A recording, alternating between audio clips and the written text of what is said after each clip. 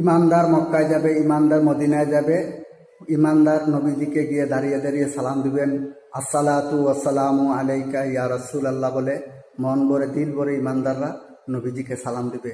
বেঈমানরা নবীজিকে সালাম দিতে জানে না। বেঈমানদের জবান থেকে নবীজির সম্মান আসে না। তারা যত বড় মুফতি হোক না কেন, যত বড় মুফাসসির হোক, পীর হোক, যত কিছুই হোক, ইমানদারের জবান থেকে ইয়া রাসূলুল্লাহর স্লোগান আসবে। আর বেঈমানদের জবান থেকে লিল্লাহে তাকবীর বলবে।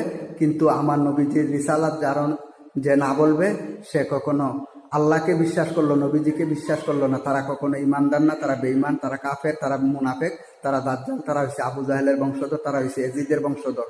যারা রিসালাত বলবে না, যারা নবীজির রিসালাতকে অস্বীকার করবে,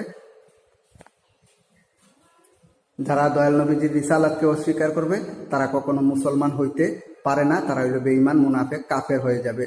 তারা আমার নবীজিকে বিশ্বাস করবে না, আমার নবীজিকে তাজিম করবে না। কারণ দয়াল নবীজিকে যারা বিশ্বাস করবে, তাজিম করবে, তারা ইমানদার। আর নবীজিকে যারা বিশ্বাস ইমান আনবে না নবীজির উপর, তারা কাফের, বেঈমান, দাজ্জাল। তারা যত বড় লোকই হোক না কেন, তারা আমাদের পায়ের নিচেই থাকবে, কিন্তু ইমানদারের উপরে যাইতে পারবে না।